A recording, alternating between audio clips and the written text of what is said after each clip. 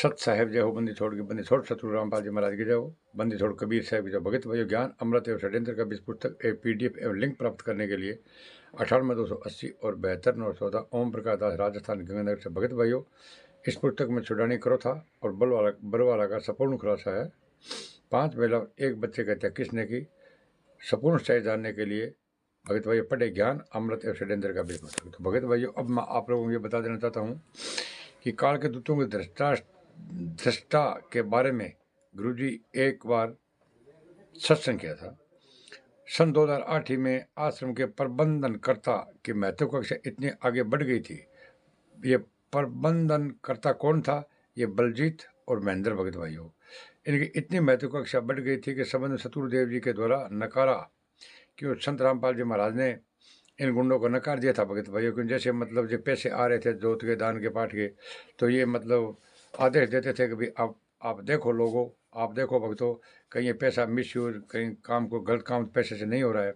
इसलिए इन लोगों को आग लग रही थी कि संत रामपाल जी महाराज लोगों को इशारा क्यों कर रहे हैं, नकार हमारे गुरु जी मतलब मना क्यों कर रहे हैं कोई भी काम करते हैं। तो पाकर इतने अंदरूनी रूप से जल बुन गए कि उसका हिसाब चुकाने के लिए संत रामपाल जी महाराज को षड्यंत्र का बीज धागा बुनने लगे थे। ये संत रामपाल जी महाराज के लिए इतने दृष्टा थे, आगे बढ़ गई। गुरु जी के रहते सहते आश्रम में अलग से नाम दीक्षा एक स्त्री के माध्यम से दिलवाने लग गए थे भगत भाइयों।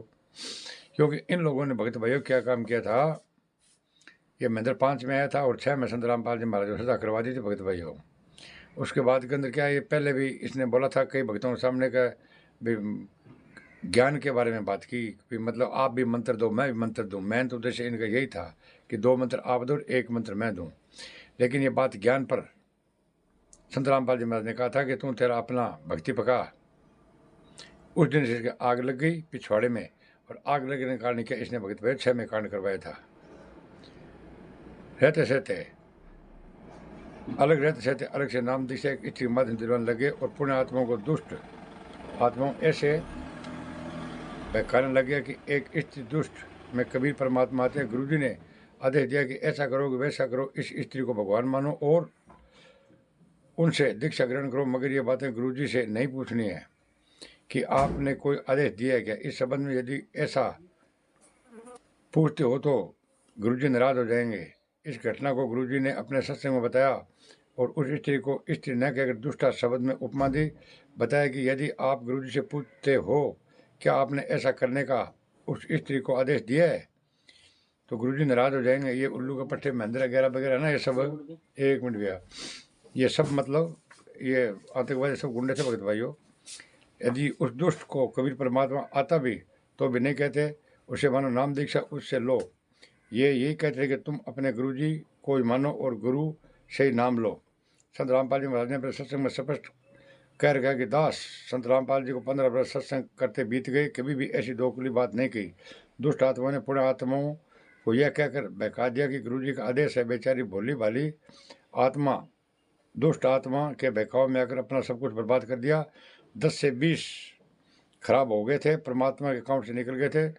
जब उन आत्माओं को पता चला कि उसका सब कुछ लुट गया, तब उन सभी ने गुरु जी के चरणों के नाक रगड़ कर माफी याचना की। क्षमा के सागर सतगुरु रामपाल महाराज क्षमा कर दिया, अब सेट हो गए। ऐसा ड्रामा सन 2008 में आश्रम 10 से 12 दिन चला। इस तरह से उन दुष्टों ने दुष्टाई को गुरु जी को निष्फल किया। भगत भाइयों, संत रामपाल जी महाराज के रहते सहते 2 काल के दूत कौन थे? संत रामपाल जी महाराज रहते सहते एक महिला से इन गुंडों ने, हत्यारों बलात्कारियों ने नाम जी दिलाने लगी। भगत भाइयों, वो महिला कौन थी और मठाधीश कौन बनना चाहता था?